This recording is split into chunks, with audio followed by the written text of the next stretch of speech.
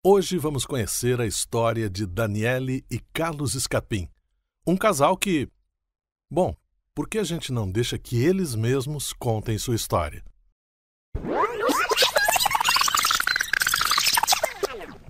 Oi, eu sou a Dani. Eu sou o Carlos. Vocês devem estar se perguntando o que a gente está fazendo aqui, né? Se você for do Amapá, talvez você nos conheça. Mas se não, certamente vai querer nos conhecer. Isso mesmo. Nós passamos grande parte de nossas vidas em Macapá, capital do estado. E lá construímos uma história muito bonita. Uma história que começou com um romance improvável. Uma história de amor que sobreviveu a uma longa sociedade nos negócios. Uma história que construiu a melhor faculdade do Amapá e talvez uma das melhores do país. Uma história da qual a gente se orgulha muito, mas que um dia chegou ao... Peraí, Daniele. Você vai entregar o spoiler de bandeja para nosso público? Ah, Carlos, o que importa é a jornada. Tá bom, vai. E por isso nós decidimos abrir mão desta história para começar outra. E viemos morar em Brasília. Vem com a gente conhecer um pouquinho mais da história que a gente começou aqui em Brasília. Vem!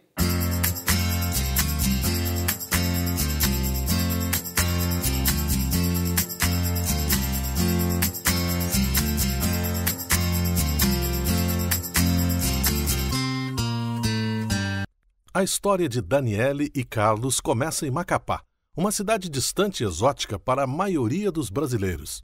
Daniele nasceu e passou boa parte de sua vida ali mesmo. Carlos, pelo contrário, veio do outro extremo do Brasil. Nosso amor era um amor meio improvável, né?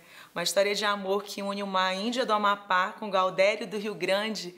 É aquele amor que a gente brinca literalmente do Oiapoque ao Chuí. Carlos veio de uma família pobre de Frederico Westphalen. Mas, apesar de pobres, eles já tinham uma verve empreendedora. Já de pequeno eu lembro que a mãe, além de ser professora, sempre teve uma veia empreendedora muito grande. Ela pintava copos Nescafé, lenços de louça para vender. Então ela sempre, além do trabalho que ela exercia, do mistério dela, ela sempre procurava empreender alguma coisa. Aos 11 anos, Carlos foi para o seminário, onde ficou até os 22, se formando em filosofia. O Carlos foi cedo para o Braga, que a cidade era uns 40 quilômetros. Então ele foi estudar para padre lá, ele quase não ficou em casa, não viveu muito em casa. E de lá ele foi a Porto Alegre. Então foi no colégio, né? No colégio dos padres lá, que eles também tinham a matriz lá em Porto Alegre. Então ele foi lá, também quase não convivia em casa.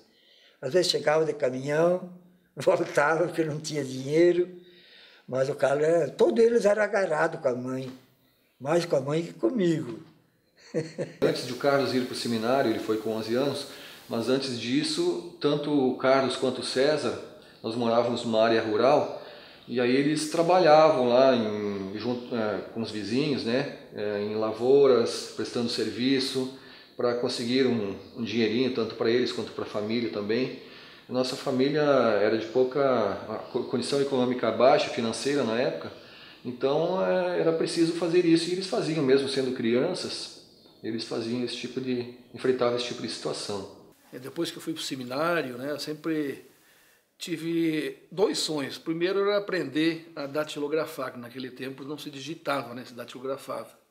E o segundo sonho, que eu sempre tinha o ideal na vida, era ter um carro, mas que nunca me faltasse dinheiro para comprar gasolina. Assim que larga a batina, Carlos encontra emprego em um banco e logo se destaca. Então eu ficava, às vezes, madrugadas inteiras programando. Os fins de semana eu pegava os computadores lá do carro, do remate lá, levava para dentro do quarto do hotel, ficava programando. Então eu me dediquei muito a isso. E no final, sempre quando havia remates lá por São Paulo, tinha um cliente que sempre ligava para o banco para a equipe ir cobrar, mas sempre queria que eu fosse junto por causa desse sistema que eu criei. Em sua jornada antes de Macapá, Carlos também teve outros empreendimentos. Chegou a abrir uma confecção de roupas com a ex, uma pequena farmácia em Porto Alegre, e também comprava queijos e semijoias em uma cidade para revender na outra. E é incrível, assim, como a gente nota que os filhos herdam dos seus pais, né, vários dons. E Quem conheceu a Dona Dorce, como eu conheci, e quem conhece o Carlos, como eu conheço, pode perceber o tanto que ele herdou da mãe dele, essa veia empreendedora. Ela nunca estava parada, mesmo o tempo que ela foi para Macapá, que ela não precisava daquilo, ela estava sempre fazendo as coisas dela, sempre vendendo, sempre tendo novas ideias, e o Carlos puxou isso muito da mãe dele, ele é muito parecido com a minha sogra. Eventualmente, com a ajuda do irmão, que já era advogado, Carlos entrou na faculdade de Direito e, depois de formado, veio a grande mudança em sua vida. Aí um belo dia, eu estava na farmácia, ele me liga, lá de Macapá, do Amapá, dizendo: Carlos, tem uma vaga aqui para trabalhar no Ministério Público e tem que estar aqui em 15 dias.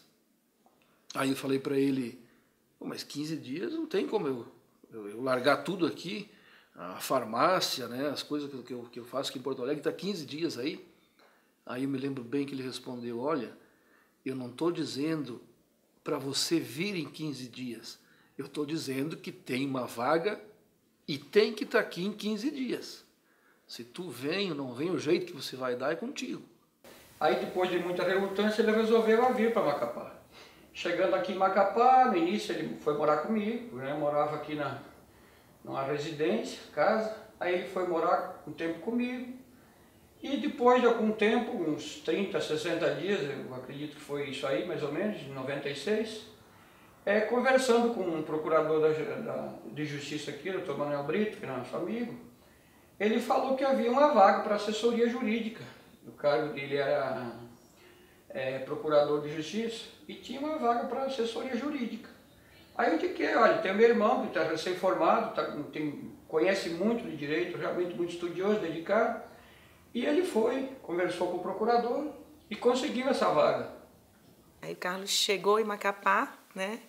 Foi para ficar apenas 2 anos, só que ele não contava, queria conhecer aqui a Índia do Amapá, queria fisgá-lo para que ele ficasse lá por muito mais tempo. E fui bem fisgado. Até hoje estou com o anzolzinho preso, né? Como boa índia, eu sei pescar, né?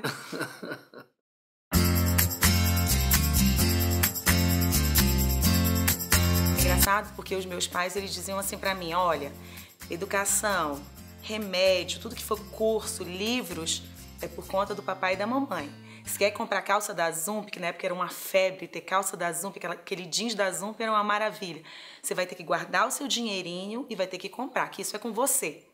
Isso foi muito legal, porque eu valorizava aquelas roupas que eu comprava com o meu dinheiro, era algo muito importante para mim e que eu dava um valor gigante àquilo tudo.